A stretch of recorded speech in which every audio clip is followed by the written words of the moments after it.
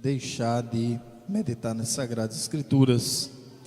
Glória a Deus, porque a palavra de Deus é que nos alimenta e este alimento nos fortalece. Glória a Deus. Convido a todos a abrirem Mateus capítulo 19. Nosso irmão Geraldo Paz já fez a leitura do versículo 16 ao 30. Não vou fazer toda a leitura novamente, em razão também do tempo. Glória a Jesus. A epígrafe do texto é o jovem rico. Glória a Deus. Mateus 19, vamos ler apenas 2 versículos dessa história já tão conhecida e tão importante.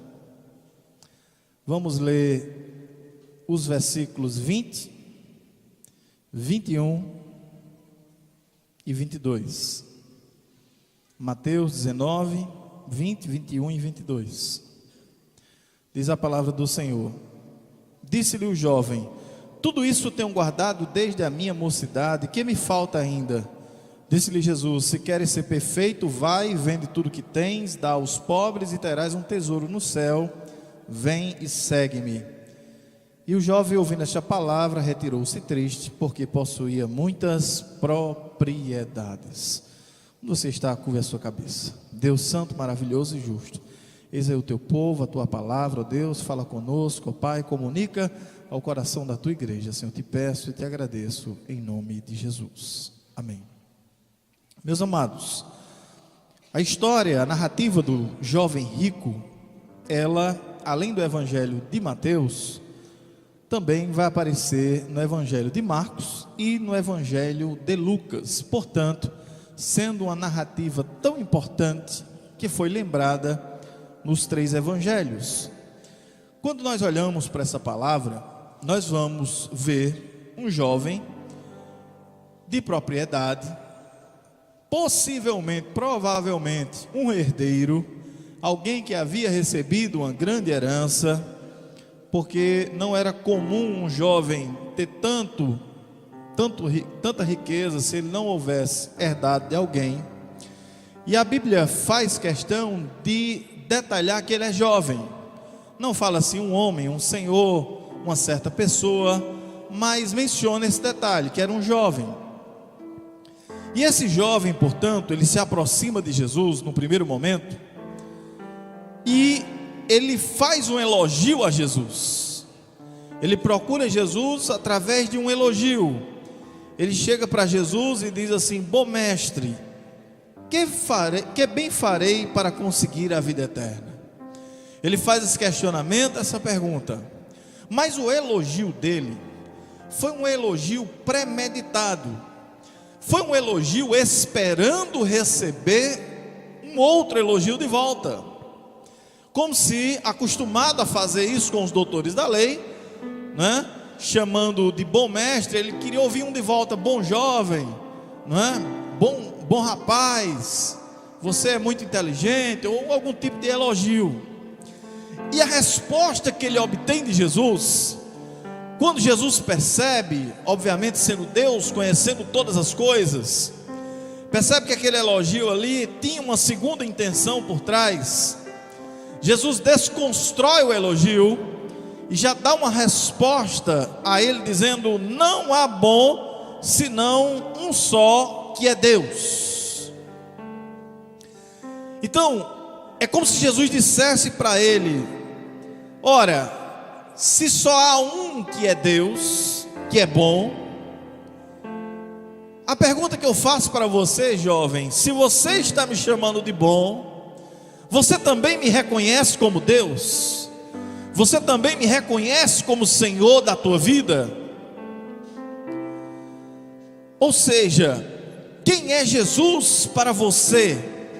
Quem é Jesus para você, jovem? E ali naquele diálogo, aquele jovem, portanto, talvez naquele momento deve ter ficado constrangido, porque não esperava aquela resposta de súbito.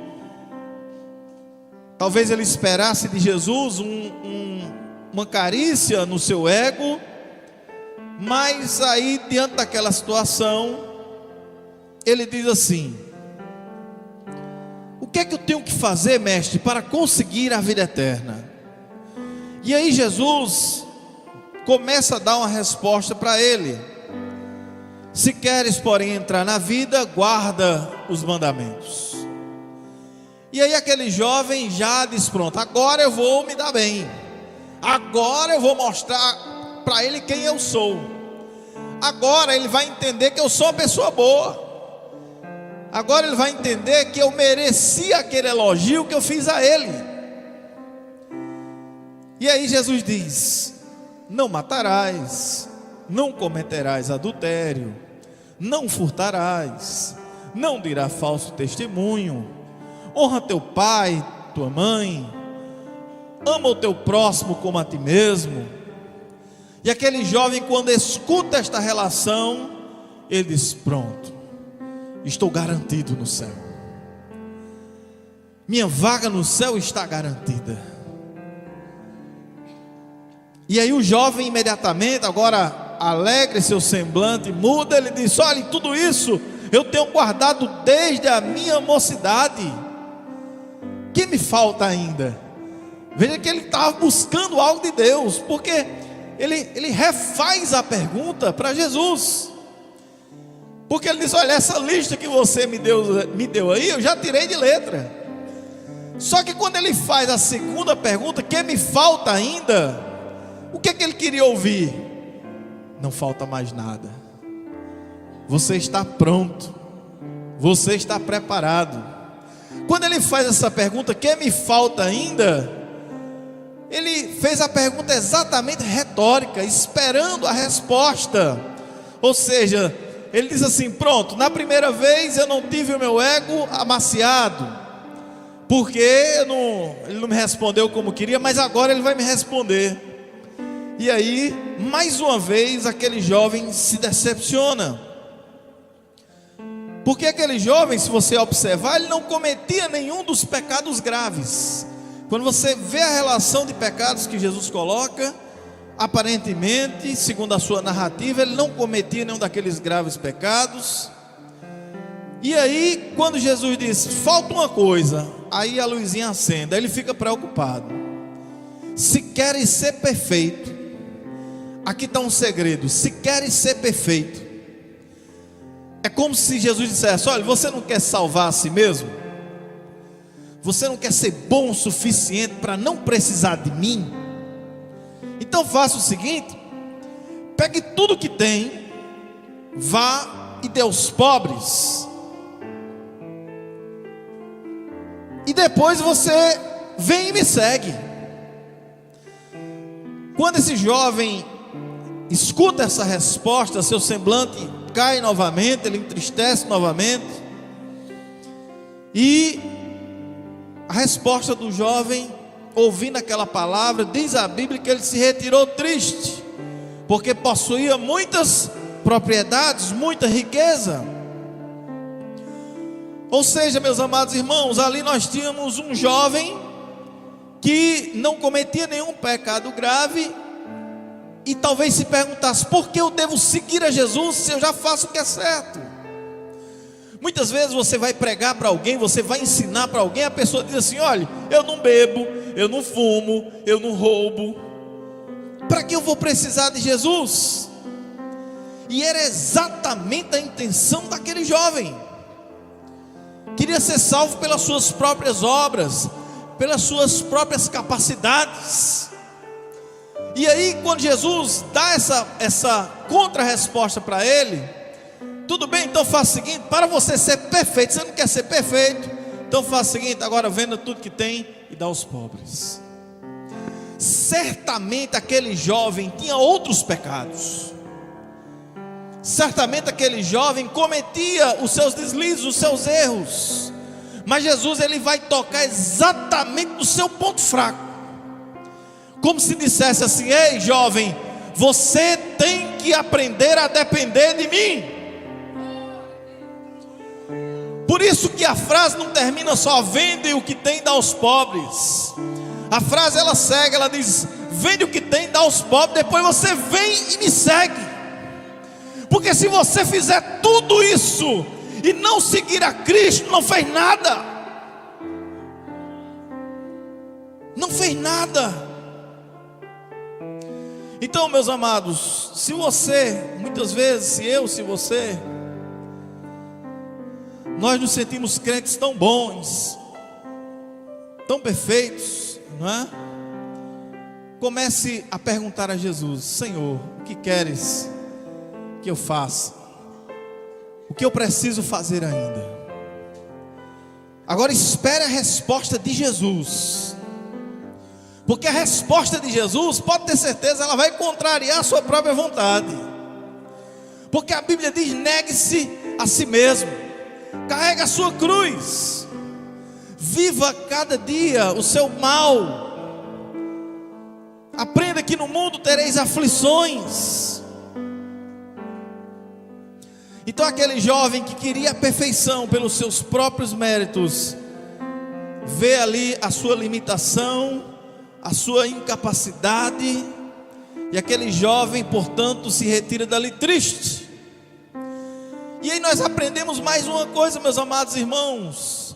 Hoje, muitas vezes, toda palavra que nós queremos ouvir é palavra para massagear o ego. Jesus não pregava assim. Às vezes alguém prega alguma coisa, você rapaz, aquela palavra foi muito dura. Rapaz, eu não queria ter ouvido aquilo. E eu fico pensando, imagine nós aqui ouvindo uma pregação de Jesus. Jesus tinha pregação tão duras que o povo ia embora, como esse jovem rico fez. E Jesus não alisava a cabeça de ninguém muitas vezes. E vocês querem ir embora também? Querem ir embora também? Vão. Mas aí, para onde nós iremos sem a tua presença, Senhor?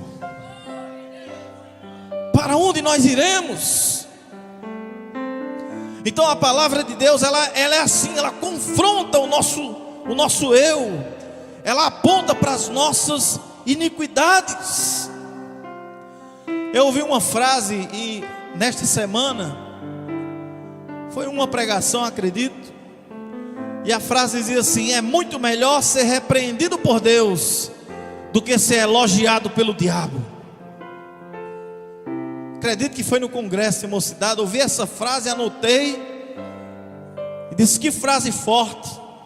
É muito melhor ser repreendido por Deus do que ser elogiado pelo diabo. Porque o diabo e o mundo muitas vezes vão colocar nessa situação de elogio, de bater palma para você pelo pecado, pelo erro. E Jesus vai te repreender muitas vezes: ei, meu filho, não é por aí não, é por aqui. Endireita as suas veredas, endireita o teu caminho, sai desse caminho mau.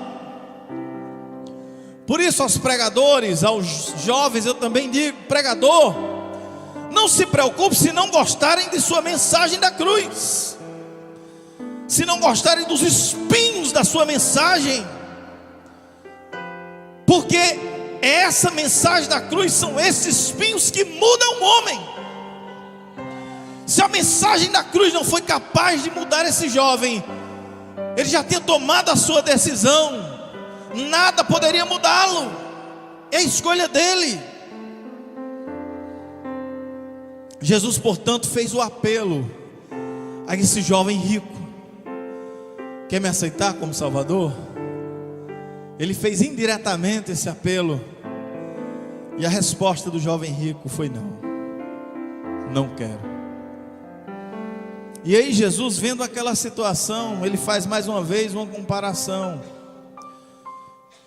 Jesus mostra da dificuldade de um rico entrar no reino dos céus. E ele diz que é mais fácil passar um camelo pelo fundo de uma agulha do que entrar um rico no reino dos céus. E as pessoas fazem uma confusão tão grande com esse texto, querendo explicar uma coisa que é óbvia.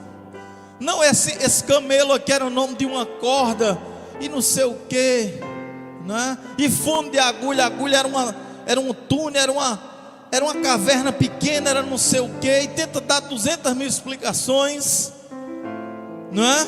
E não precisa nada disso. Camelo é camelo, agulha é agulha.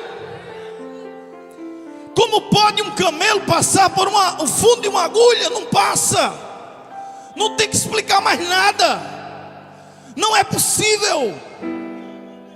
Jesus, portanto, usa de uma figura de linguagem, de uma hipérbole. E Jesus, nessa hipérbole, choca aqueles ouvintes. Ele choca tanto os ouvintes que os seus discípulos dizem: então, quem poderá salvar-se? Porque eles entenderam que um camelo não passa pelo fundo da agulha. Eu não preciso usar camelo e agulha em outro sentido. O sentido é esse. E os discípulos ali perguntam: então, quem poderá salvar-se? E aí Jesus mostra do seu poder e da sua glória, quando ele diz: aos homens isso é impossível, mas a Deus tudo é possível. Claro que é impossível um camelo passar no fundo da agulha, é impossível. Nenhum homem pode fazer isso, mas Deus pode. Deus pode mover montanhas, Deus pode abrir mares, Deus para o universo para Josué vencer uma batalha, porque Ele é Deus, Ele pode tudo. Que me cholamas. Hipérbole se transforma em realidade, figura de linguagem se transforma em algo concreto. Glória a Deus. E a teologia tem um nome para isso, é milagre. Milagre. É impossível para o homem, mas não é para Deus. E para terminarmos essa mensagem, porque o tempo é curto, lembremos da recompensa que o jovem rico rejeitou. Lembremos da recompensa que o jovem rico rejeitou. Jesus apresenta para ele os tesouros de Deus, os tesouros do céu ou os tesouros do mundo. Satanás ofereceu para Jesus os tesouros do mundo, mas Jesus escolheu os tesouros do céu, obedecer ao Pai. Aquele jovem rico, por outro lado, escolhe os tesouros do mundo, escolhe a sua própria riqueza. E o problema não estava na riqueza em si, estava no coração do jovem rico, que nela estava, que nele depositava a sua confiança. Portanto, meus amados irmãos, há uma recompensa para o crente fiel neste mundo, e na idade vindoura, e no tempo vindouro, e no porvir. Há uma recompensa neste mundo e na eternidade. A recompensa na terra e a recompensa no céu. Por isso, meus amados irmãos, eu termino dizendo: a ordem de Deus não é a ordem do mundo. A ordem de Deus não é a ordem do mundo. Porque aqueles que são primeiro, lá na frente serão os últimos. E os últimos, os pequenos, os indesejados, os perseguidos pelo amor da cruz, aqueles que o mundo reputava por indignos, serão chamados dos primeiros no reino do céu.